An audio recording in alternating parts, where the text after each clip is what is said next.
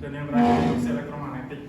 Sebelumnya perkenalkan, nama saya Letus Megalureska dengan NIM 2243081010. Saya Friska Febrianti Puspitari dengan NIM 22430808. Saya Nurmanta Supriyanto dengan NIM 18. Saya Raffi Sandi dengan NIM 20. Saya Kevin Bayu Pradana dengan NIM 009. Saya Dikut Saputra dengan NIM 005. Saya Jogja Kusuma Putra dengan NIM 2243081004. Dan saya Teguh Muhammad Rafi dengan NIM 022. Saya Muhammad Dewi Prantoro dengan NIM 14. Saya Muhammad Edi Prasetyo dengan NIM 011. Saya Isra Naka Ibrahim dengan NIM 002. Saya Fiona Syabada dengan NIM 023.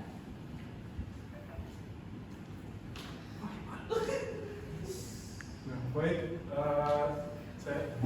listrik statis adalah listrik yang tidak mengalir dan berupa muatan listrik pada suatu benda struktur atom.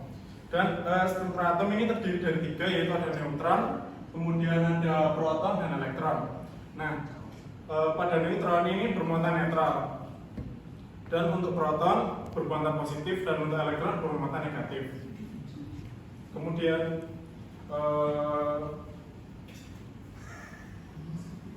ada hukum Coulomb. Nah, listrik statis ada hukum Coulomb.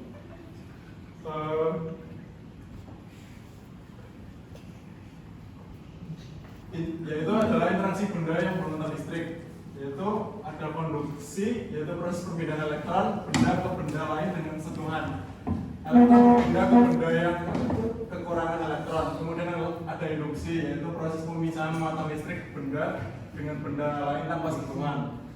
Elektron mendekat ke benda yang kekurangan elektron. Interaksi benda bermuatan listrik di atas terhadap benda netral akan mengubah muatan. Contoh seperti kaca sama sutra, yaitu positif.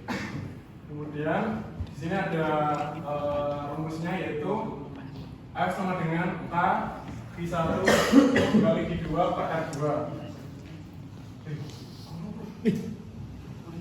K ini yaitu tetapan Coulomb, yaitu 9 dikali 10 pangkat 9. Kemudian F yaitu gaya Coulomb, dan V yaitu besaran listrik, dan R adalah jarak antar muatan. Nah, di sini ada contoh soal hukum Coulomb. Dua buah muatan sebesar 5C dan 3C yang terpisah pada jarak 3 meter berapakah gaya Coulomb yang dialami oleh kedua muatan?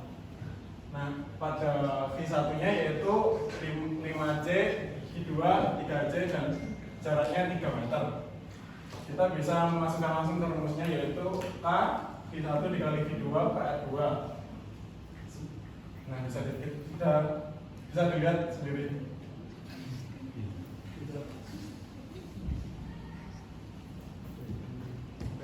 Selanjutnya yaitu mencatat gaya Coulomb. Gaya Coulomb itu bagi dua. Gaya Coulomb pada muatan yang segaris dan tidak segaris. Untuk yang segaris itu rumusnya F sama dengan F itu gaya dengan gaya 1 tambah gaya 2 dan gaya 3 sampai gaya N.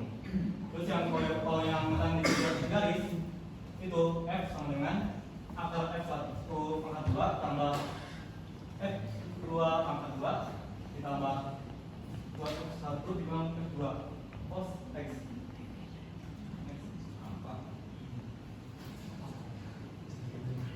Kemudian ini contoh soalnya. Diketahui segitiga ABC sama sisi dengan panjang sisi 3 cm. Pada titik sudut A dan B masing-masing terdapat muatan plus 4 min C dan minus setengah min C pada puncak C. Terdapat muatan plus 2 kali 10 faktor min 5 C. Nah, ini tanya itulah gaya elektromagnetis total di puncak C. Nah, untuk mencarinya yaitu next. Nah, ini yang harusnya jadi satu dan kiri C tolak mengarah dengan gaya F1. Nah, bisa lihat sendiri atau jelasin. Sok.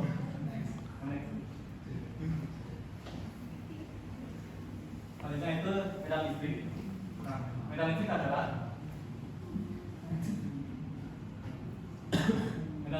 daerah di sekitar benda yang penguatan listrik yang masih dipengaruhi oleh gaya kolom. Nah ini gambarnya lihat. Nah itu yang pink itu adalah medan listrik. Nah medan listriknya ada yang ada positif dan negatif. Nah kalau misalnya positif dan negatif itu disambungin itu akan tarik-narik. Cuman kalau misalnya positif sama positif itu tolak menolak, atau negatif sama negatif itu tolak menolak. Nah yang kedua itu ada kekuatan medan listrik. Nah itu menunjukkan tingkat kekuatan medan listrik di sekitar benda yang muatan kuat medan listrik dapat dirumuskan sebagai berikut. Nah itu ada dua, yaitu kesamaan untuk mengukur medan listrik di semua titik pada uang, yaitu rumusnya E sama dengan gaya dikali muatan F per I. Yang kedua ada kesamaan medan listrik pada jarak R dan dari suatu muatan titik. Nah itu rumusnya E sama dengan 4 pi epsilon 0 dikali I per R pangkat 2. Hukum Gauss. Hukum Gauss itu merupakan bentuk lain dari hukum Coulomb yang dapat digunakan untuk menghubungkan kekuatan medan listrik pada kasus-kasus tertentu yang bersifat simetris. Nah, hukum Coulomb ini berbunyi jumlah aljabar garis-garis gaya magnet listrik atau flux listrik yang menembus permukaan tersebut sebanding dengan jumlah aljabar muatan listrik dalam permukaan tersebut. Jadi M itu adalah hukum Gauss, M sama dengan jumlah flux atau garis-garis gaya magnet, yang sigma C itu adalah jumlah muatan. Nah, yang pertama itu adalah flux medan listrik. Nah, flux medan listrik itu yang disebabkan dengan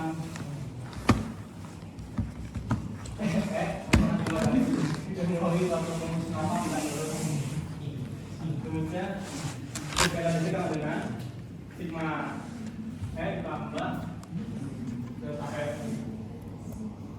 Yang kedua adalah medan listrik dengan muatan titik. Nah itu medan listrik yang terjadi pada setiap titik permukaan yang memiliki jarak R dari bawah muatan titik. Nah itu rumusnya E sama dengan K dikali I per R kuadrat. Yang ketiga, medan listrik yang antara dua kuping jajar. Nah itu dua kuping jajar merupakan dua buah logam yang memiliki muatan berbeda pada dua kuping jajar. Muatan tersebut merata di bagian belakangnya untuk rapat muatan. Selama dalam kuping jajar, gaya Coulomb yang terjadi adalah sama. Jadi rumusnya itu E sama dengan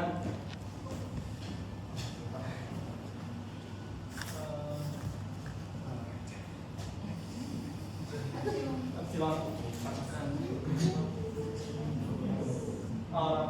sigma per epsilon 0.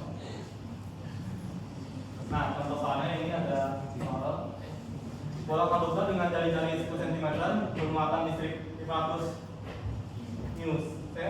Titik A, B, dan C terletak segaris terhadap pusat bola dengan jarak masing-masing 12 cm, 10 cm, dan 8 cm terhadap pusat bola. Hitunglah kekuatan medan listrik di titik A, B, dan C. Nah itu apa jawabannya? Bisa dilihat sendiri. Ya selanjutnya adalah poin E dari listrik statis, yaitu kekekalan energi mekanik pada listrik statis. Poin 1 yaitu potensial listrik atau EP adalah energi yang dimiliki suatu benda bermuatan bila didekatkan suatu muatan kecil. Yang dapat dirumuskan yaitu EP sama dengan K I besar kali Q kecil per R, atau EP sama dengan I kali V besar. Keterangan K adalah yaitu konstanta Coulomb, Q yaitu besar muatan listrik, I kecil besar muatan uji, R dengan jarak antar muatan, V sama dengan potensial listrik. Yang kedua, energi kapasitor yang tersimpan di dalamnya yang berupa energi potensial dapat dihitung E sama dengan setengah V kali V, E sama dengan C kali V kuadrat, E sama dengan setengah kali V besar kuadrat per C. C yaitu kapasitansi, V di sini yaitu potensial listrik. Yang ketiga yaitu rangkaian kapasitor dapat disusun menjadi dua susunan, yaitu rangkaian seri dan rangkaian paralel. Rangkaian seri adalah rangkaian kapasitor yang disusun sejajar. Rangkaian keempat yaitu energi kinetik. Listrik adalah energi yang dimiliki suatu benda bermuatan karena ada pergerakan dan massa. Atau dapat dirumuskan nilai K sama dengan setengah M kali V kuadrat. M sama dengan massa muatan, V sama dengan kecepatan muatan. Yang kelima yaitu kekekalan energi mekanik pada listrik statis. Atau EM 1 sama dengan EM 2, EP 1 plus EK 1 sama dengan EP 2 plus EK 2, atau setengah M kali V 1 kuadrat plus Q kali V 1 sama dengan setengah M kali V2 kuadrat plus Q kali V2. Nah, ini contoh soal dari kekekalan energi yang energi potensial, yaitu kita ketahui dua buah muatan A dan B terpisah 3 meter satu sama lain. Muatan A memiliki Q sebesar plus 11 QC dan muatan B memiliki Q sebesar minus 5 QC. Berapa perubahan energi potensial yang terjadi ketika muatan B bergerak ke muatan A? Ketahui R-nya sama dengan 3 meter, Q sama dengan 11 kali 10 pangkat min 6C, Q sama dengan 5 kali 10 pangkat min 6C, dan K-nya sama dengan 9 kali 10 pangkat 9 N kali M kuadrat per C kuadrat. Jawabannya adalah EP sama dengan dari rumus tadi, yaitu K kali Q besar kali Q kecil per N. Dapat dihasilkan yaitu 165 kali 10 pangkat min 3 Joule. Yang ke F, poin F dari listrik statis yaitu 1. Kapasitor adalah alat penyimpan muatan dan energi listrik yang terbuat dari 2 keping konduktor dengan muatan sama besar namun berlawanan. Kedua yaitu muatan kapasitor dapat dihitung Q sama dengan C kali V. Yang ketiga yaitu kapasitor biasanya diisi oleh bahan dielektrik atau isolator seperti kertas, kaca, atau plastik yang mempengaruhi kapasitansi. Poin yang keempat yaitu kapasitansi adalah kapasitas muatan yang dapat disimpan kapasitor. Dapat dihitung dielektrik vakum atau udara C sama dengan Q per V atau C sama dengan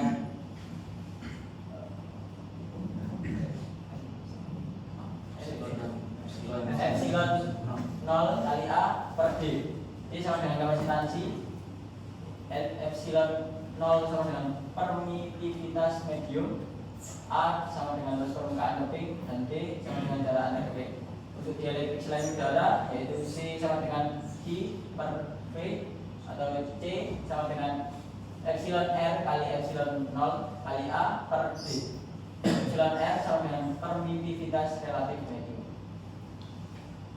Oke, baik. Selanjutnya pengaruh listrik ini dapat dibagi menjadi 2, yaitu baterai tidak atau pernah dihubungkan, yang kedua baterai tetap dihubungkan. Pertama, baterai tidak atau pernah dihubungkan muatan, rumusnya itu QD sama dengan Q0, sedangkan yang potensialnya adalah VD sama dengan V0 per epsilon R, atau VD lebih kecil dari V0. Sedangkan yang kedua, baterai tetap dihubungkan. Untuk rumus muatannya adalah VD lebih besar dari V0, ID sama dengan epsilon R dikali Q0, potensialnya itu rumusnya adalah VD sama dengan V0. Yang kedua, muatan listrik total kapasitor adalah penjumlahan dari muatan listrik yang mengalir ke masing-masing kapasitor. Rumusnya Q sama dengan Q1 tambah Q2 tambah Q3 dan selanjutnya. Ketiga, kapasitas kapasitor mengganti paralel sama dengan penjumlah dari kapasitas seluruh kapasitor. Untuk rumusnya CP sama dengan C1 tambah C2 ditambah C3 dan seterusnya. Selanjutnya ada contoh soal dari materi kapasitor. Soalnya besaran pada sebuah kapasitas yakni 0,8 UF kemudian dimuati oleh sebuah baterai berkapasitas 20 volt. Jadi berapakah yang terdapat di dalam muatan kapasitor tersebut? Jawab. Diketahui C sama dengan 0,8 UF sama dengan 8 kali 10 pangkat min 7 F. V-nya sama dengan 20 volt. Ditanya berapakah nilai Q? Jawab. Q sama dengan Q per V. Sehingga karena di sini C sudah diketahui, jadi kita tukar, jadi Q sama dengan C kali V. Q sama dengan 8 kali 10 pangkat min 7 dikali 20. Hasilnya adalah 1,6 kali 10 pangkat min 5 kolom. Sedangkan selanjutnya ada aplikasi kapasitor.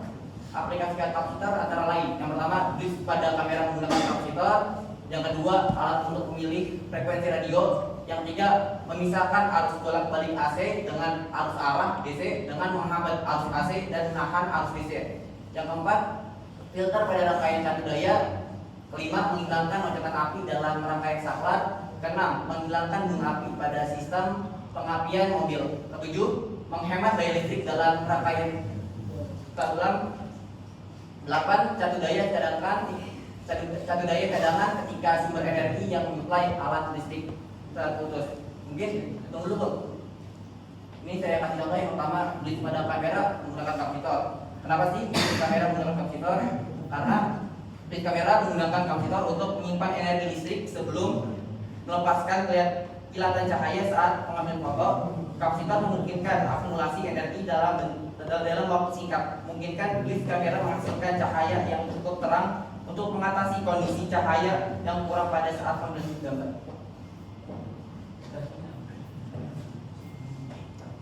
Oke, selanjutnya ada bab 5, yaitu medan magnetik. Apa sih medan magnetik itu? Medan magnetik merupakan suatu ruangan di sekitar magnet yang masih terpengaruh gaya magnetik. Medan magnet yang dihasilkan oleh ketika arus listrik mengalir melalui penghantar dan menghasilkan medan magnetik yang terbentuk di sekitarnya. Kemudian dari mana sih gaya magnetik itu berasal? Gaya magnetik timbul ketika muatan bergerak berinteraksi dengan medan magnetik. Gaya magnetik pada suatu benda bermuatan yang bergerak dalam medan magnetik sejajar dengan medan magnetik dan tegak lurus terhadap arah pergerakan benda tersebut. Selanjutnya, apa sih garis gaya magnetik itu? Garis gaya magnetik adalah representasi visual dari medan magnetik. Garis-garis ini menggambarkan arah medan magnetik pada setiap titik di dalam ruang. Jumlah garis gaya pada satuan luas disebut dengan flux magnetik, yang dapat digunakan untuk mengetahui arah garis medan magnetik, dan kita dapat menentukannya dengan menggunakan metode kaidah tangan kanan.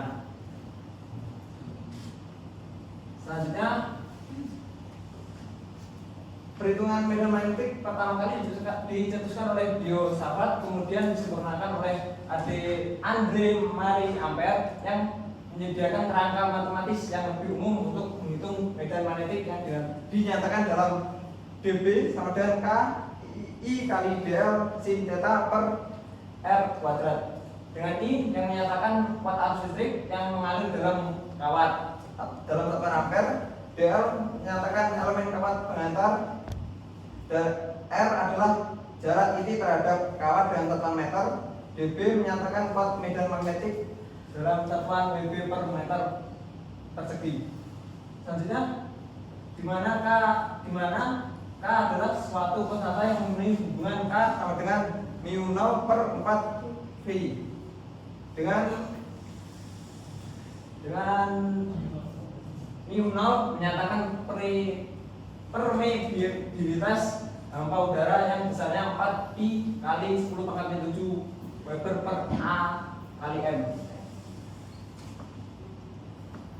Selanjutnya, contoh soal perhitungan medan magnetik, yaitu sebuah kawat lurus memiliki panjang 0,5 meter dan membawa arus sebesar 2 ampere. Hitunglah medan magnetik pada titik yang terletak pada 0,3 meter dari kawat tersebut jika sudut kawat dan posisi titik pengamatan adalah 60 derajat.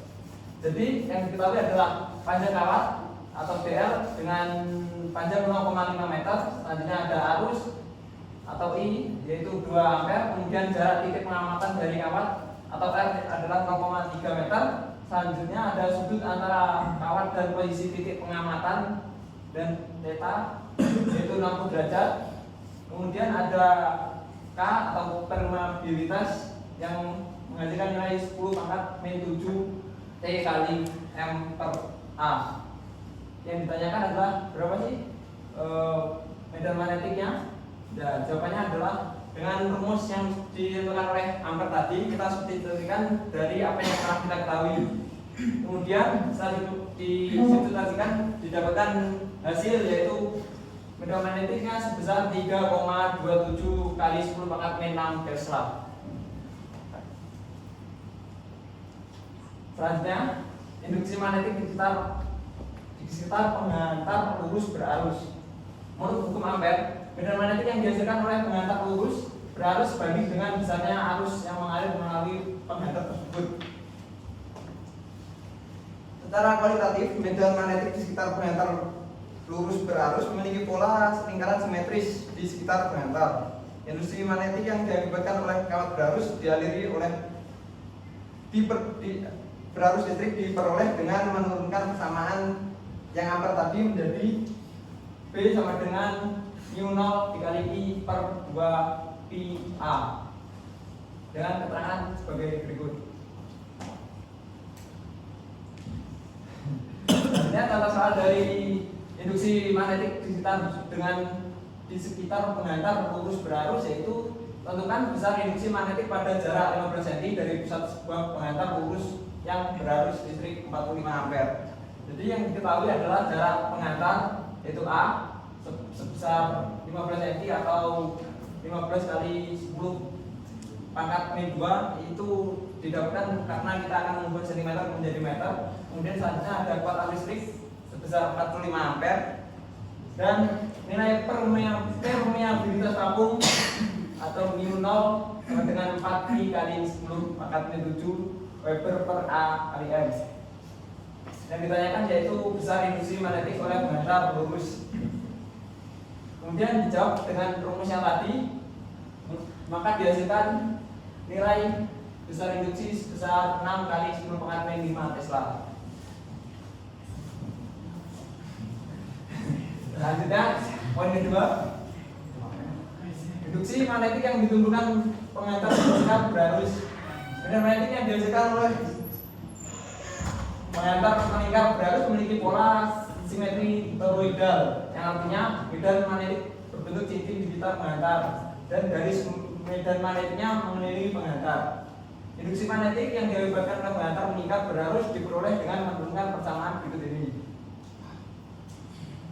yang menghasilkan nilai medan magnet B sama dengan mu 0 kali I kali N per 2A. N itu sendiri adalah jumlah lilitan yang meningkat pada penghantar. Contoh soal dari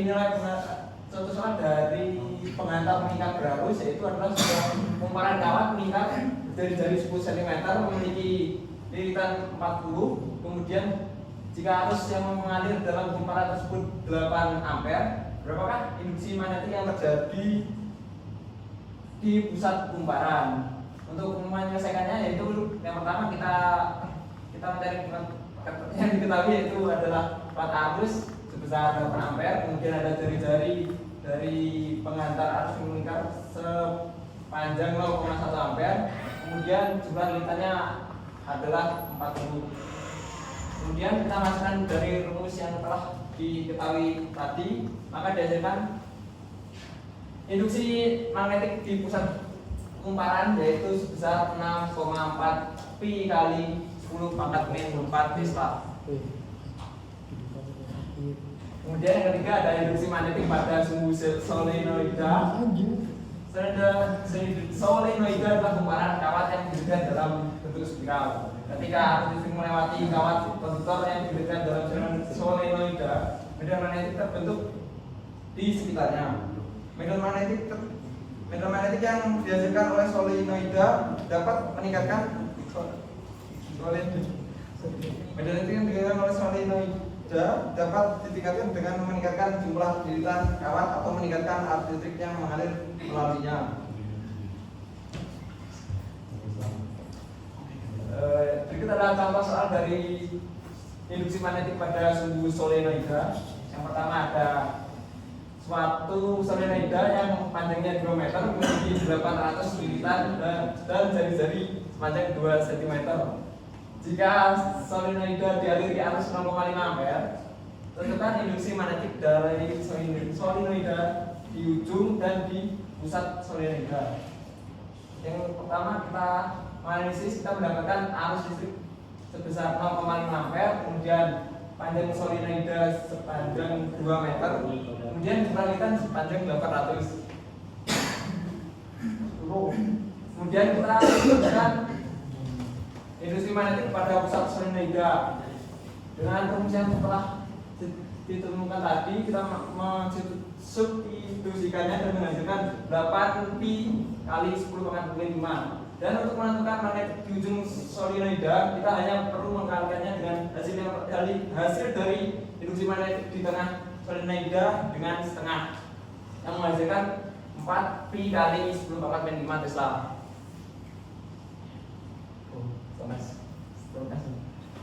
Induksi magnet yang 4, induksi magnetik pada sumbu toroida. Induksi magnetik pada sumbu toroida mengacu pada medan magnetik yang dihasilkan oleh aliran arus di dalam kawat yang didirikan dalam bentuk titik tertutup atau toroida. Medan magnetik yang dihasilkan jauh lebih terfokus daripada dalam solenoida, dan sebagian besar medan magnetik tertutup di dalam toroida yang meminimalkan efek lingkungan eksternal. Selanjutnya, induksi magnetik yang terdapat di dalam toroida dapat diketahui dengan persamaan berikut ini.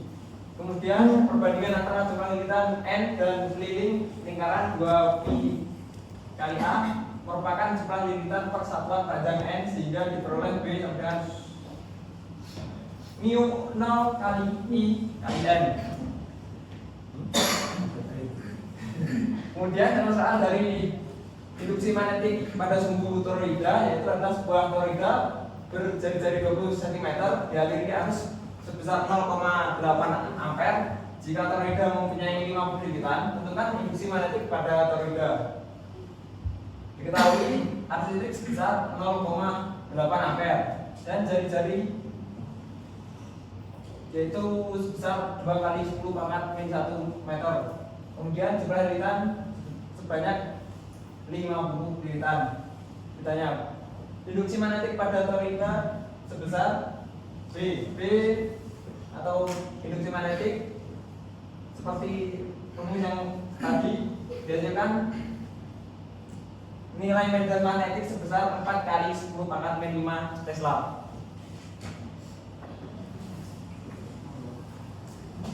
Selanjutnya ada gaya magnetik atau gaya Lorentz. Gaya Lorentz merupakan gaya yang bekerja pada sebuah penghantar berarus listrik dalam medan magnet. Pertama, ada gaya Lorentz pada penghantar berarus di medan magnet. Arus merupakan kumpulan muatan-muatan yang bergerak. Yang kita ketahui, arus listrik memberikan gaya pada magnet, seperti contohnya pada jarum kompas. Eksperimen yang dilakukan Pasteur membuktikan bahwa magnet juga akan memberikan gaya pada kawat pembawa arus. Nah, gambar ini memperlihatkan sebuah kawat dengan panjang yang disimpulkan dengan L yang membuat arus I yang berada di dalam medan magnet atau B. Ketika arus mengalir pada kawat, gaya juga diberikan pada kawat.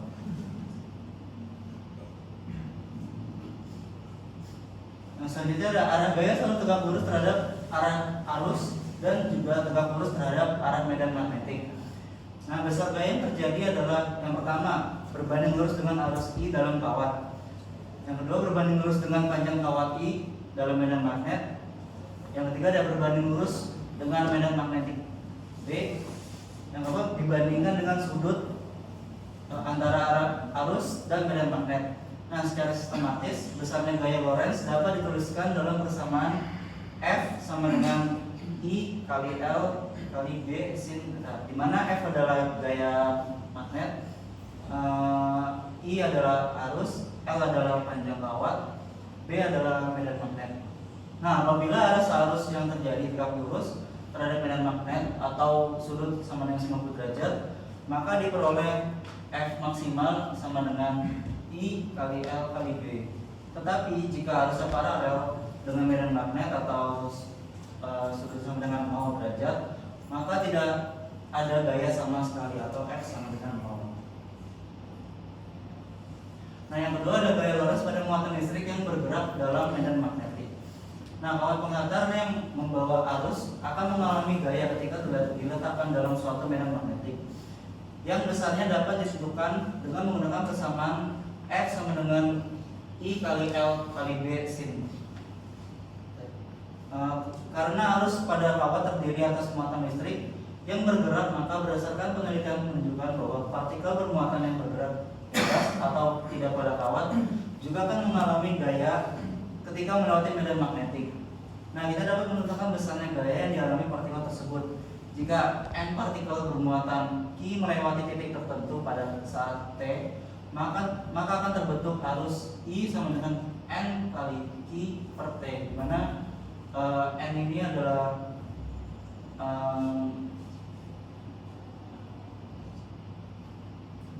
di mana N adalah partikel dan Q adalah muatan, bagi dengan T yaitu waktu. Nah, jika T adalah waktu yang diperlukan oleh muatan Q untuk menempuh jarak I pada medan magnet B, maka L sama dengan V kali T. Dengan V menyatakan kecepatan partikel. Jadi dengan menggunakan persamaan akan diketahui gaya dialami N partikel tersebut, yaitu F sama dengan I kali L B sin theta sama dengan N per T dikali V B sin theta.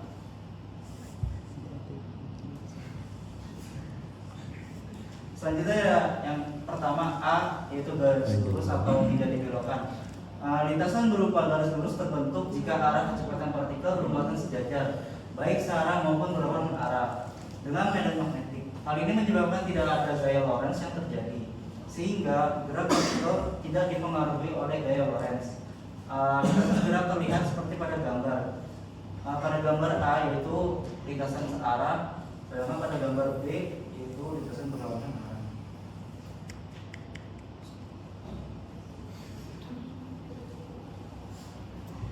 Yang B ada gaya magnetik atau yang B ada lingkaran. Gambar di samping memperlihatkan lintasan yang ditempuh partikel bermuatan negatif yang bergerak dengan kecepatan V. Pedalam medan magnet seragam atau B adalah berupa lingkaran. Kita anggap V tegak lurus terhadap B, yang berarti bahwa V seluruhnya terletak di dalam bidang gambar, sebagaimana ditunjukkan oleh tanda X pada elektron yang bergerak dengan laju konstan pada kurva lintasan. Ini percepatan sentripetal. Percepatan ini dirumuskan dengan A sama dengan V kuadrat per R. Berdasarkan 2 Newton bahwa Q kali V kali B sama dengan M kali A. Diturunkan menjadi Q V B sama dengan M dikali V kuadrat per R, atau R sama dengan M kali V per Q kali B. Persamaan di atas untuk menentukan jari-jari lintasan atau R dengan adalah massa partikel adalah kecepatan partikel, B menyatakan induksi magnetik, dan I adalah muatan partikel. Nah, selanjutnya adalah spiral. Lintasan melingkar terjadi apabila kecepatan gerak muatan tegak lurus terhadap medan magnetik. Tapi jika tidak tegak lurus terhadap B, maka yang terjadi adalah lintasan spiral. Vektor kecepatan dapat dibagi menjadi komponen-komponen sejajar dan tegak lurus terhadap medan. Komponen yang sejajar terhadap garis-garis medan tidak mengalami gaya sehingga tetap konstan. Sementara itu komponen tegak lurus dan medan menghasilkan gerak melingkar di sekitar garis-garis medan. Penggabungan kedua gerakan tersebut menghasilkan gerak spiral atau helix di sekitar garis-garis medan seperti yang terlihat di gambar. Ini adalah gambar lintasan spiral. Lalu masuk pada bab selanjutnya, yaitu B, gaya magnetik, gaya Lorentz. Yaitu gaya magnetik pada dua pengantar sejajar. Bisa dilihat pada gambar, yaitu terdapat dua pengantar lurus panjang yang terpisah pada jarak D, yaitu bisa dilihat di atas gambar, yaitu di antara dua kawat. Lalu membawa arus I dan I2, yaitu membawa kawat di bawah bagian gambar. Dan hampir menyatakan bahwa masing-masing arus pada kawat pengantar menghasilkan medan magnet, sehingga masing-masing menyebabkan gaya pada yang lain, yaitu bisa berupa F di bagian kawat yang kedua. Lalu masuk ke apabila arus I menghasilkan medan magnet B1, maka besar medan magnet adalah saya menggunakan rumus B1 yaitu medan magnet sama dengan mu 0 dikali arus dari kawat pertama dibagi 2pi dan dikali jarak. Dengan mu 0 bisa berupa 4pi kali 10 pangkat 7. Dan jika sudah ditemukan B1 bisa masuk ke rumus yang selanjutnya yaitu gaya F per satuan panjang I pada pengantar yang membawa arus I2 adalah F dibagi L sama dengan I2 dikali medan magnet atau B1, yang mana F adalah gaya dibagi panjang dari kawat tersebut dengan mengalihkan arus dari kawat kedua dan medan magnet yang sudah didapatkan tadi.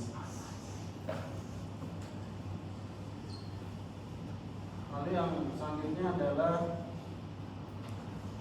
penerapan gaya magnetik. Yang pertama ada galvanometer. Di sini galvanometer jenisnya jenis tipe tangen, yang mana dia menggunakan prinsip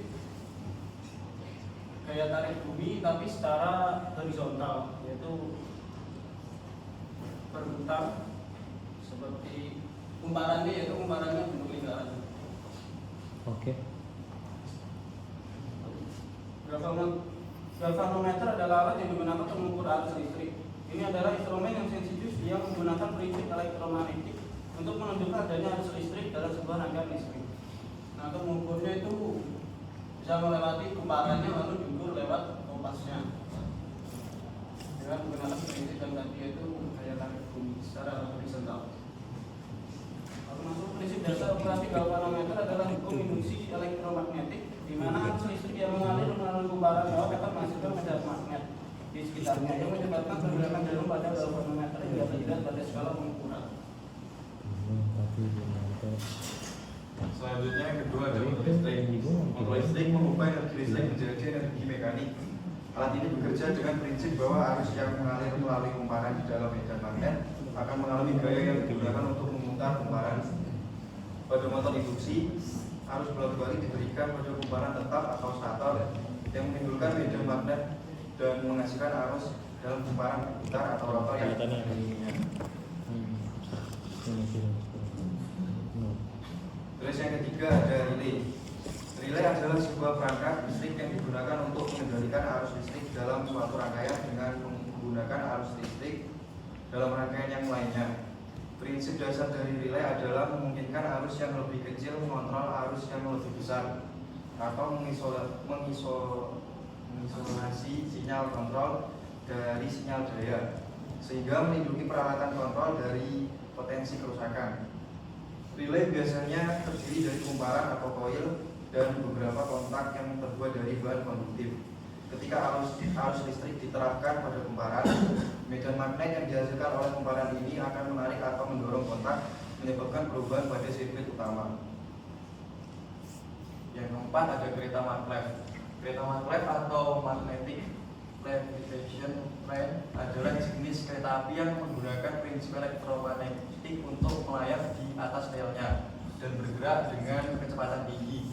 Prinsip utama di balik kereta maglev adalah penggunaan medan magnet yang menghasilkan gaya angkat dan dorongan untuk mengatasi gravitasi dan gesekan, sehingga memungkinkan kereta untuk melayang di atas relnya. Selain medan magnet, levitasi, sistem magnet juga menggunakan medan magnet yang diatur secara dinamis untuk memberikan dorongan pada kereta. Ketika medan magnet ini bergeser, ia menarik atau mendorong kereta maju atau mundur sesuai dengan arah dan kecepatan yang diinginkan.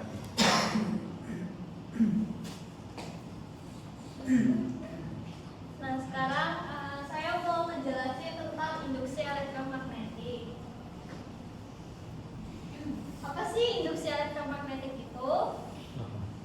Induksi elektromagnetik itu gejala timbulnya gaya gerak listrik di dalam suatu kumparan atau konduktor bila terdapat perubahan flux magnetik pada konduktor tersebut atau konduktornya bergerak relatif melintasi medan magnetik. Jadi singkatnya induksi elektromagnetik itu gejalanya dari si GGL ini. Nah, GGL GGL induksi itu sendiri itu timbulnya gaya gerak listrik di listrik statis di dalam kumparan yang mencakup sejumlah flux garis gaya medan magnetik, bila mana banyaknya flux garis gaya itu divariasi. Nah, yang pertama ada hukum Faraday. Hukum Faraday itu menyatakan GGL induksi yang timbul antara ujung-ujung suatu loop penghantar berbanding lurus dengan laju perubahan flux magnetik yang dilengkapi oleh loop penghantar tersebut. Induksi itu sangat bergantung pada waktu. Jadi semakin cepat terjadinya perubahan medan magnetik, maka GGL yang diinduksi semakin besar. Terus GGL itu juga sebanding dengan laju perubahan flux magnetik yang bergerak melintasi loop seluas A ini.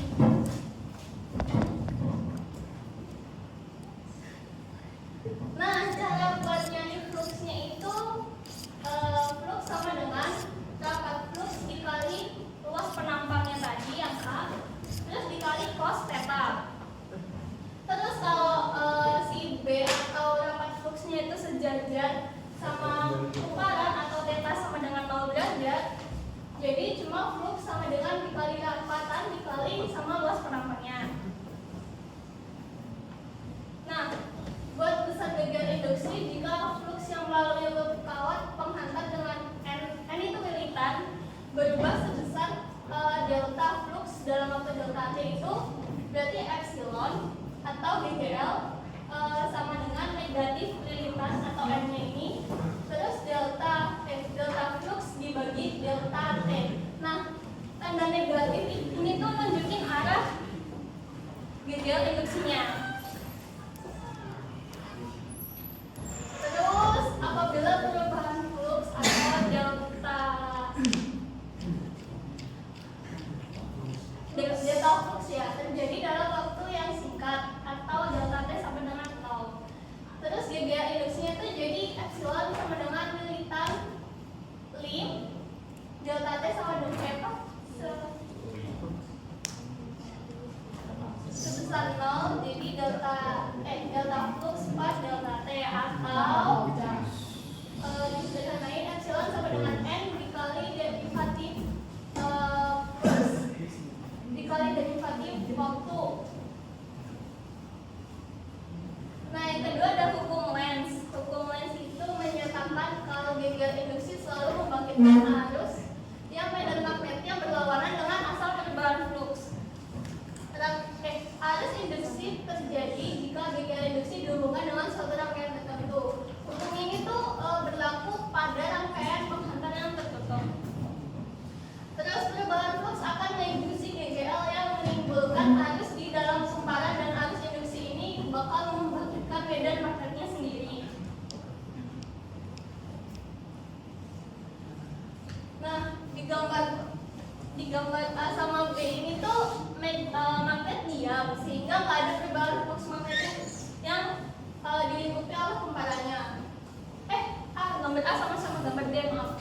Terus kalau yang B itu menunjukkan flux magnetik utama yang menembus kumparan dengan arah ke bawah akan bertambah pada saat kutub utara magnet didekatkan sama kumparannya itu. Nah, contoh soal yang pertama itu diketahui lilitannya ada 2000, jadi N sama dengan 2000. Dan flux yang pertama itu 4 kali 10 pangkat minus 3 dan jadi 6 kali 10 pangkat minus 3. Jadi kalau misalnya nyari delta fluxnya berarti 6 kali 10 pangkat minus 3 dikurangi 4 kali 10 pangkat minus 3 Weber. Nah, delta T ini itu 0,1 detik. Jadi epsilon sama dengan GGL sama dengan minus 2000 dikali 2 kali 10 pangkat minus 3 Weber per 0,1 second, jadi sama dengan minus 40 volt. Terus contoh soal yang kedua itu diketahui flux yang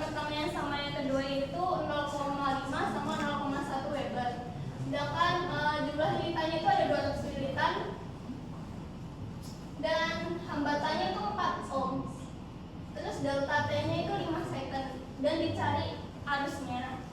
Jadi kita cari dulu nih GGL-nya berapa.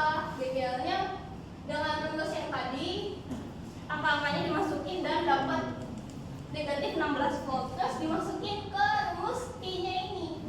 Rumus I-nya itu I sama dengan epsilon per ambatan. Jadi 16 bagi 4 sama dengan 4 ampere. Terus ada faktor-faktor penyebab timbulnya gegel induksi. Penyebab utamanya itu terjadi karena flux magnetik, terjadi karena adanya perubahan flux magnetik yang dilengkapi oleh suatu loop kawat. Terus ada 3 faktor lagi. Yang pertama ada perubahan luas bidang kumparan, terus ada perubahan orientasi sudut kumparan theta terhadap medan, dan yang terakhir ada perubahan induksi magnetik. Nah, buat yang pertama tadi, yaitu perubahan luasan kumparan dalam medan itu, jadi di gambar yang sebelumnya tadi itu ada si B itu tegak lurus sama permukaan yang dibatasi sebuah konduktor berbentuk U. Sebuah konduktor lain yang dapat bergerak dengan kecepatan V dipasang pada konduktor U. Dalam waktu delta T, konduktor bergerak menempuh jarak X sama dengan kecepatan dikali delta waktu. Kalau jadi luas bidang kumparan luas bidang kumparannya bertambah besar, jadinya delta A sama dengan L dikali delta X sama dengan L dikali V dikali delta T. Nah, jadi induksinya jadi kayak B dikali L dikali V dikali delta T per delta T. Nah, karena delta T ini kan sama ya, jadi epsilonnya sama dengan B dikali L dikali V. Nah, tapi ini berlaku kalau BLV nya itu tegak lurus gitu. Nah, contoh soalnya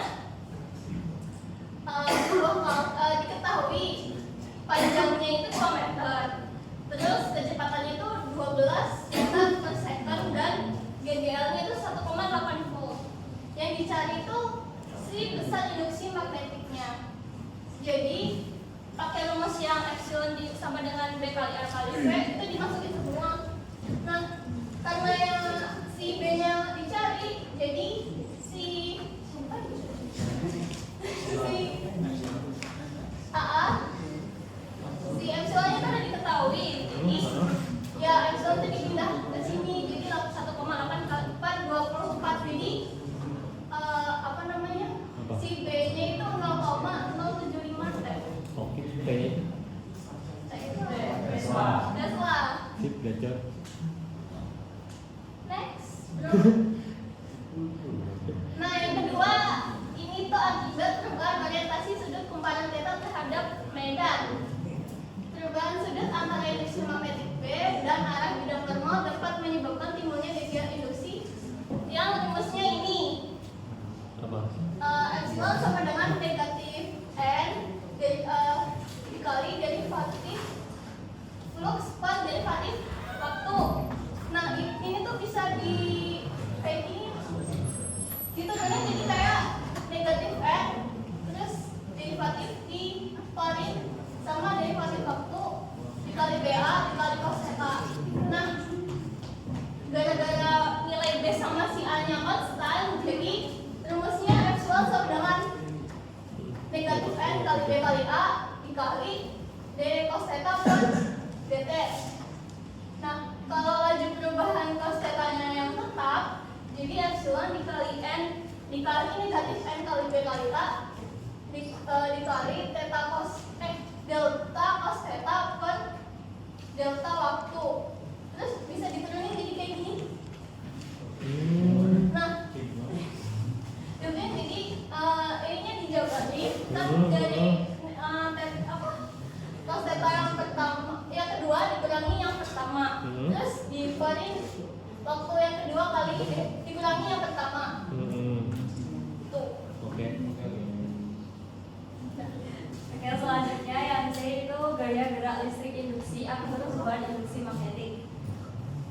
Perubahan induksi magnetik juga dapat disimpulkan gaya gerak listrik induksi pada luasan bidang kumparan yang konstan yang dinyatakan sebagai berikut. Epsilon sama dengan negatif N d flux magnetik per derivatif waktu sama dengan negatif N D per dt dalam kurung B A cos theta. Kemudian dipersingkat lagi menjadi epsilon sama dengan min N A cos theta derivatif B per derivatif T, di mana N ini merupakan jumlah lilitan, kemudian A itu luas penampang, cos theta kali derivatif medan magnetik per derivatif waktu. Kemudian untuk laju perubahan induksi magnetik tetap persamaan 6.12 menjadi epsilon sama dengan negatif NA cos theta delta B per delta T, kemudian diturunkan lagi menjadi epsilon sama dengan negatif NA cos theta B2 kurangi B1 per T2 kurangi T1. Kemudian di sini ada contoh soal medan magnet B sama dengan 5/2 sin 20T Tesla menembus tegak lurus kumparan seluas 100 cm yang terdiri atas 50 lilitan dan hambatan kumparan 5 ohm. Berapakah kuat arus induksi maksimum yang timbul pada kumparan? Penyelesaiannya diketahui B medan magnetis sama dengan 5/2 sin 20T, kemudian A luas penambang sama dengan 100 cm UB sama dengan 10-2 meter kubik. N atau lilitan sama dengan 50, kemudian R hambatan sama dengan 5 ohm. Ditanya arus maksimum. Jawab, epsilon sama dengan min A min NA dB per dt sama dengan min 50 10 pangkat min 2 dt d per dt dikali 5/2 sin 20T sama dengan min 50 dikali 10 pangkat min 2 dikali 100/2 cos 20T menjadi min 50/2 cos 20T. Epsilon bernilai maksimum jika cos 20T sama dengan 1, sehingga epsilon maksimum sama dengan min 50/2 volt, maka akan diperoleh I maksimum sama dengan epsilon maksimum per R sama dengan 50/2 per 5 sama dengan 10/2 ampere. Oke, selanjutnya aplikasi induksi elektromagnetik. Yang pertama, generator. Generator merupakan alat yang digunakan untuk mengubah energi mekanik menjadi energi listrik. Di generator itu sendiri dibagi menjadi dua, yaitu generator AC, yaitu keluaran dari generator tersebut berupa arus listrik, yaitu arus bolak-balik. Kemudian generator DC. Generator DC hampir sama seperti AC. Perbedaannya terletak pada cincin komutator. Jadi untuk generator AC itu seperti ini, arusnya bolak-balik. Jadi untuk cincinnya kumparannya ini bisa dibolak-balik gitu. Kemudian yang DC itu hampir sama, bedanya di komutator. Nah, yang pertama ini komutatornya cuma berjumlah 1, kemudian yang ini ada beberapa. Namun tetap untuk arahnya searah. Lanjut. Kemudian aplikasi induksi elektromagnetik yang kedua adalah transformator. Transformator merupakan alat yang digunakan untuk menaikkan atau menurunkan tegangan AC. Di mana transformator ini dibagi menjadi dua. Yang pertama transformator step up yang digunakan untuk memperbesar tegangan arus bolak-balik. Kemudian ada transformator step down untuk menurunkan tegangan listrik arus bolak-balik. Nah, jadi di transformator step up ini untuk lilitan primernya itu lebih sedikit daripada lilitan di sekunder. Nah, perbedaannya di transformator step down itu kalau di step down itu yang lebih banyak primernya, lilitan dari primernya daripada yang di sekundernya. Itu. Kemudian Berdasarkan hukum Faraday bahwa tegangan atau gaya gerak listrik terinduksi pada kumparan sekunder adalah Vs sama dengan Ns per delta flux magnetik per delta T, di mana N merupakan banyak lilitan kumparan sekunder dan delta flux magnetik per delta T merupakan laju perubahan flux magnetik. Adapun hubungan persamaan laju perubahan flux magnetik yaitu V sama dengan NP per delta flux magnetik per delta T, di mana NT merupakan banyaknya lilitan dari primer. Selanjutnya,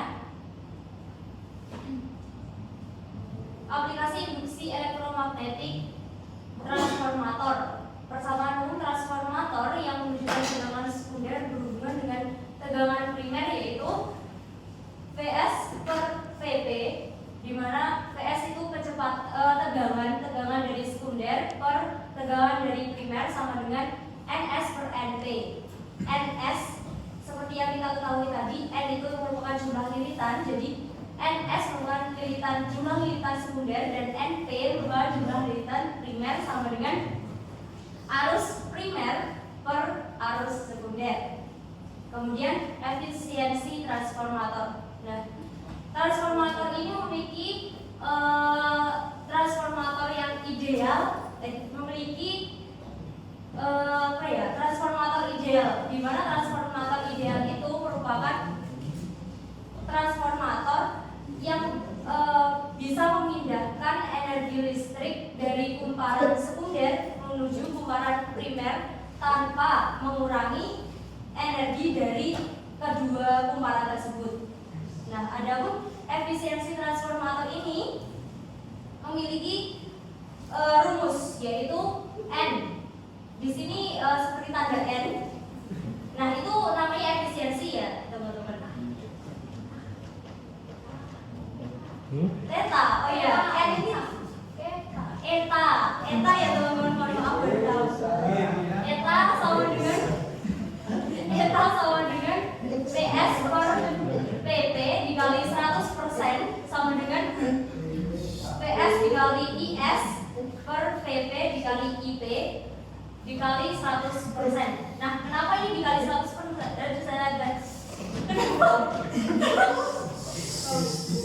Kenapa ini dikali 100%? Dikarenakan efisiensi itu selalu 100% gitu teman-teman. Oke. Belum. Di mana P itu merupakan daya input, P ketegangan, dan I merupakan arus. Kemudian di sini ada contoh soal yang pertama. Sebuah generator armaturnya berbentuk bujur sangkar dengan sisi 8 cm dan berdiri atas 100 lilitan. Jika armaturnya berada dalam medan magnet 0,50 Tesla, berapakah frekuensi putarnya supaya menimbulkan tegangan maksimum 20 volt? Nah, untuk penyelesaiannya bisa diketahui A sama dengan 8 kali 8 sama dengan 64 cm kubik sama dengan 64 kali 10 per 4 meter kubik. G sama dengan 0,50 Tesla, N sama dengan 100 lilitan, epsilon M sama dengan 20 volt. Nah, maka jawabannya 9,95 Hz. Kemudian contoh yang kedua, sebuah transformator dapat digunakan untuk menghubungkan radio transistor 9 volt AC. Dari tegangan sumber 120 volt, kumparan sekunder transistor terdiri atas 30 lilitan. Jika kuat arus yang diperlukan oleh radio transistor 400 mA, itulah A jumlah lilitan primer, B kuat arus primer, C daya yang dihasilkan transformator. Penyelesaiannya diketahui V sama dengan 120 P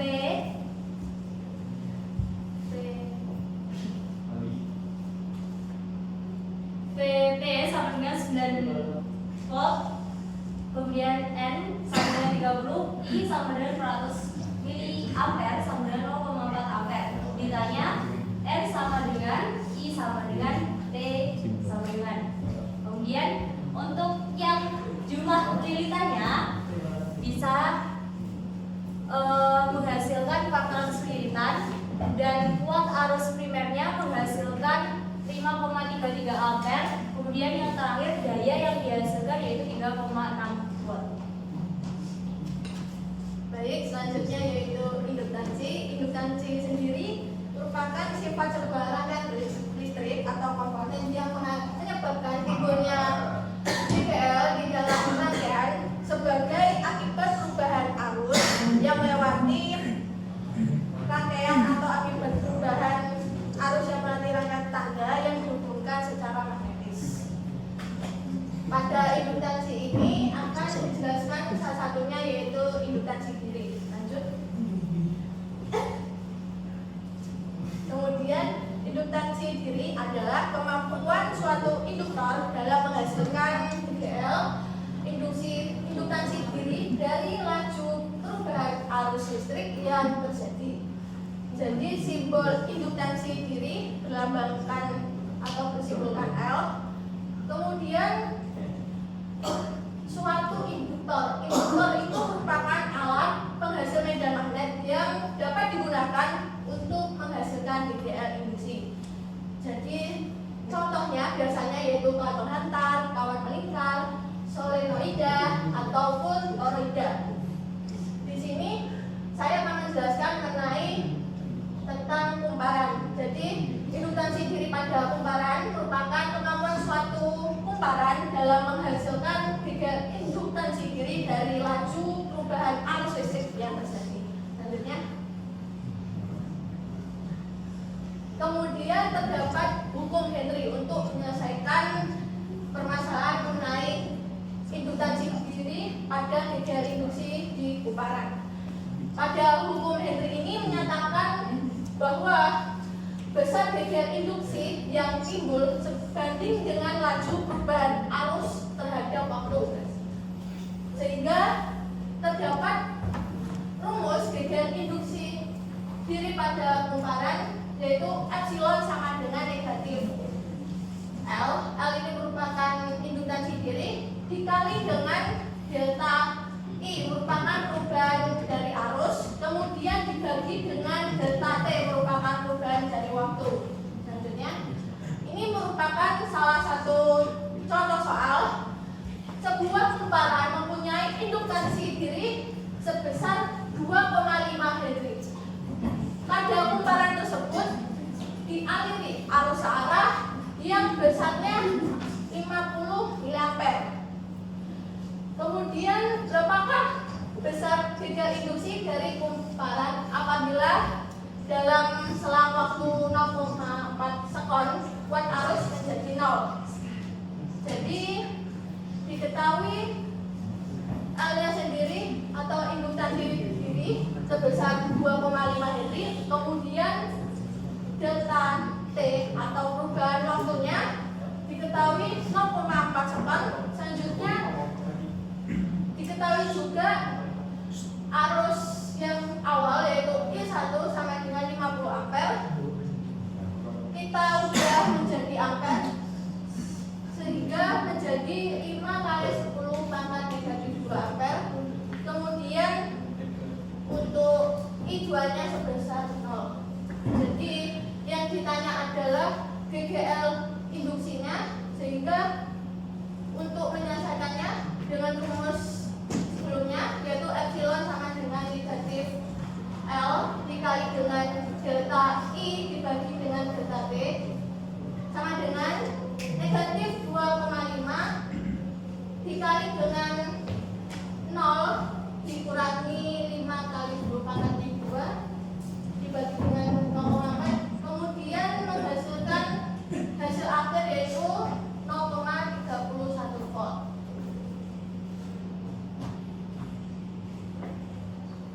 Selanjutnya induksi diri solenoida merupakan kumparan kawat yang terlilit pada suatu pembentuk silinder. Pada kumparan ini panjang pembentuk lebih dari setengahnya. Bila harus dilewatkan melalui kumparan, suatu medan magnetik akan dihasilkan di dalam kumparan sejajar dengan langsung. Sementara itu toroida adalah seloida yang dihubungkan jika semuanya menjadi berbentuk lingkaran. Lalu selanjutnya sebuah kumparan memiliki induksi diri L yang signifikan disebut induktor. Induksi diri sebuah solenoida dapat ditentukan dengan menggunakan persamaan medan magnet di dalam solenoida adalah B sama dengan mu0 N kali I dengan N sama dengan N besar sama per L. Dari persamaan tersebut diperoleh epsilon sama dengan min N dalam kurung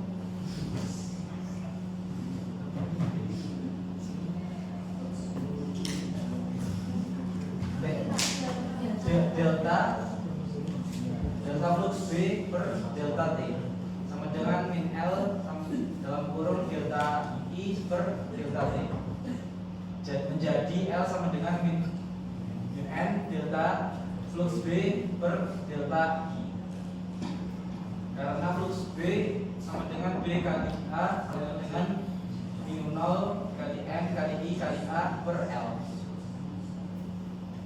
Perubahan akan menimbulkan perubahan flux besar.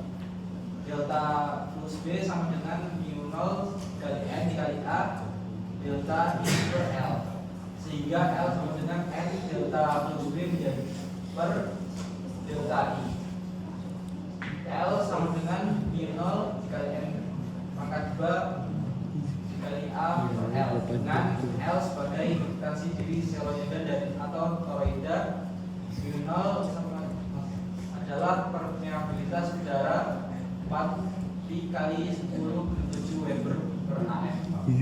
M sama dengan jumlah lilitan, L adalah panjang solenoida atau toroida, dan A adalah luas penampang. Ketiga yaitu energi yang tersimpan dalam induktor. Energi tersebut dalam induktor kumparan tersimpan dalam bentuk medan magnetik. Energi U yang tersimpan di dalam sebuah induksi I dilewatkan arus I adalah U sama dengan 1 per L kali I kuadrat. Energi pada induktor tersebut tersimpan dalam medan magnetiknya.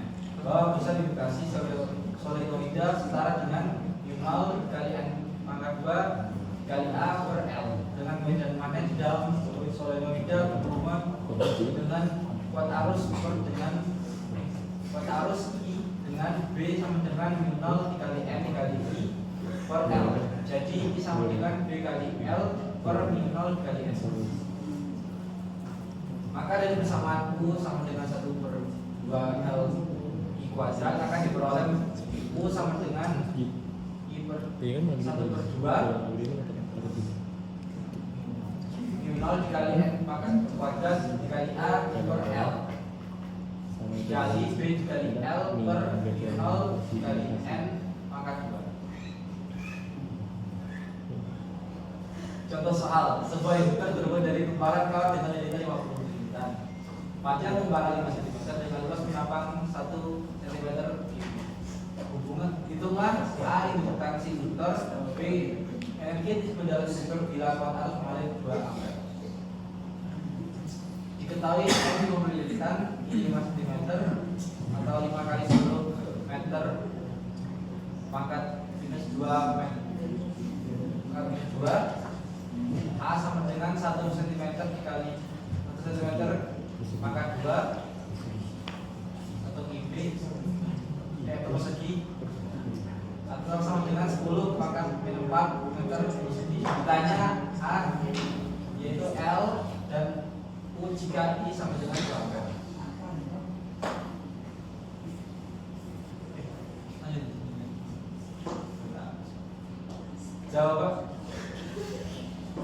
Jawaban A induksi induktor atau L sama dengan mu0 dikali N pangkat 2 kali A per L sama dengan 4 pi dikali 10 min 7 kali 50 pangkat 2 10 min 4 per 5 kali 10 min 2.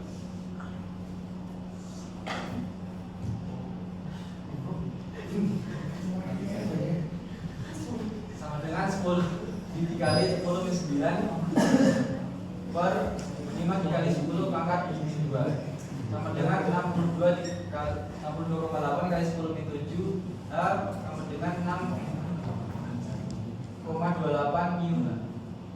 dan B energi yang disimpan jika I sama dengan 2 ampere itu sama dengan 1/L1 Li kuadrat sama dengan 1/2 6 dikali 2,8 kali 10 min 6 kali 2 kuadrat sama dengan 12,56 dikali 10 pangkat min 6 Joule sama dengan 12,56 unit Joule.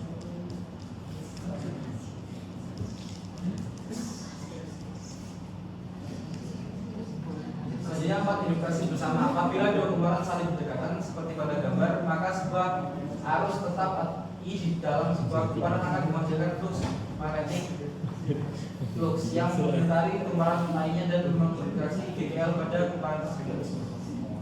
Hukum Faraday, besar GGL yang induksi ke kumparan tersebut dibanding lurus dengan laju perubahan flux yang berbeda atau epsilon 2 sama dengan min M delta I 1 super delta T. Dengan M adalah satu pembanding yang disebut induksi bersama. Nilai M tergantung pada ukuran kumparan jumlah lilitan dan misalnya. Pada situasi yang berbeda, jika perubahan arus kumparan dua induksi GGL pada kumparan satu, maka penceratan perbanding akan bernilai sama, yaitu epsilon sama dengan min M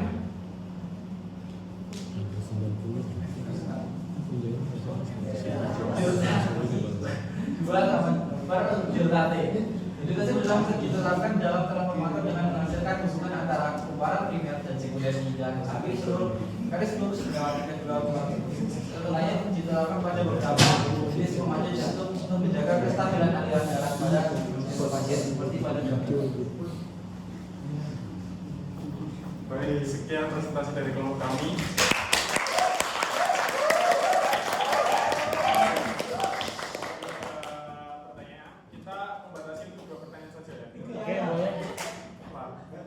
Izin tanya. Iya Pak. Izin tanya bagian kereta maglev.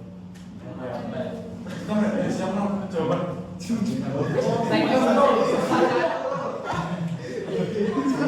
Belum dijelasin pertanyaannya. Oke. Nah, ini kan bagian dari medan magnet. Coba dong dijelasin dari skema tangan kanan pada cara kerja kereta maglev. Oke, terima kasih. Kita tamu dulu ya. Oke. Untuk soal terakhir, Abisca, Zagat. Oke, baik. Mungkin pertanyaan cuma satu. Oke, terima kasih untuk Sadiki. Sebentar ya, jawabannya masih dicari. Oke, nggak apa-apa. Enjoy.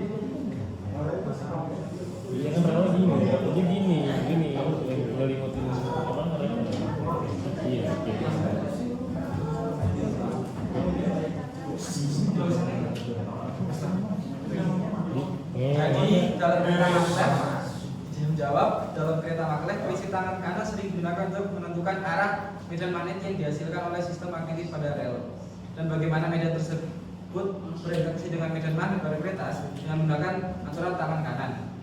Insinyur dapat merancang sistem magnetik yang sesuai untuk menciptakan gaya yang mendorong kereta maglev bergerak ke depan. Medan magnet dihasilkan oleh rel akan berinteraksi dengan medan magnet pada kereta untuk menciptakan gaya dorong yang mengangkat kereta dari rel, yang memungkinkannya melayang di atas rel dengan minimum gesekan. Oke, sekian. Belum.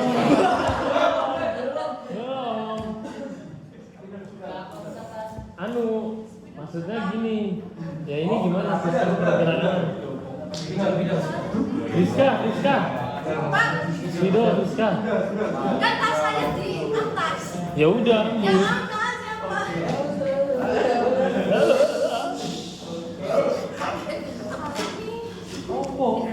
Kok bokeh nih?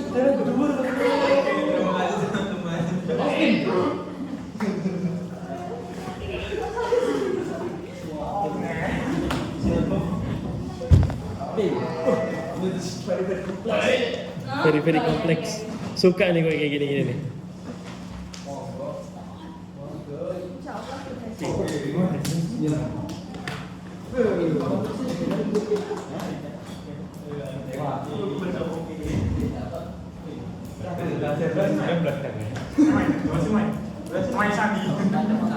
Papa ini ngetas HP baru. Jangan jadinya. Nah iya di tembok. Untuk penjelasannya.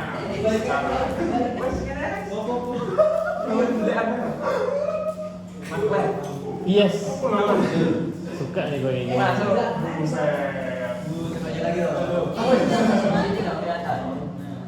Pak Friska silakan tahu. Kita udah satu-satu. Magnet di kereta magnet itu ada dua. Nomor pertama ada di keretanya. Ya, di kereta. Ada kereta. Ya anggap aja itu rel apa? Di keretanya sama di relnya. Maaf. Ada dua kan? Iya.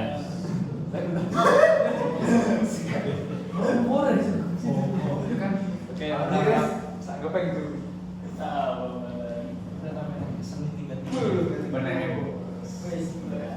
Kita bahas yang dulu yang dulu. Setahu itu di YouTube ada nama YouTube-nya kalau nggak salah Lesik. Nah betul banget Lesik. Itu pernah lihat aku. Itu sistemnya itu pakainya ini ku perbesar ya. Kayak bentuk angkat 8 dulu. Nah itu geser ke sini kayak muter terus gitu angkat 8 ya. Bentar.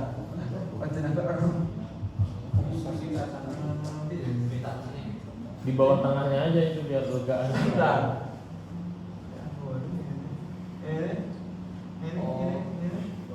Ini. Itu apa rel? Ya relnya bentuk kayak gitu terus. Itu kayak gini. Oh. Nah, terus kayak gitu. Terus jadinya ini kayak angkat 8 tapi ke pelintir, ke petir. Ke pelintir, Nah, ya. ke pelintir Dan banget. itu dia Nah, nyamping gini. Maksudnya? tetap lurus, tetap 2 dimensi. Oh. Tetap gepeng. Kayak angka 8, tapi kan angka 8 kan 0 tapi ke pelintir kan. Nah, kayak gitu. Itu kan kalau gini tuh medan magnetnya bisa diubah sesuai sama polaritasnya. Ada kan ini plus atau minus. Minus minus ya. Sorry. Minus kan berarti di sini nanti kalau nggak salah ini plus anggapnya minus. Ini lebih gampang diubahnya. Nanti mau maju mundur. mau diubahnya ya cepat gitu. Jadinya ya kalau mau jelasin secara tangan ribet banget. Makanya Gini ya? diganti sesuai sama yang dibutuhin keretanya, mau naik atau butuh kecepatannya. Berarti skema tangan kanan ini masih kurang cocok buat meneruskan magnet. Karena terlalu kompleks. Ya. Siap, keren. Oke, Kurang terima lebih. kasih. Sekian presentasi dari kelompok kami. Apabila ada kekurangan, kami mohon maaf sebesar-besarnya. Wassalamualaikum warahmatullahi wabarakatuh. Waalaikumsalam warahmatullahi wabarakatuh.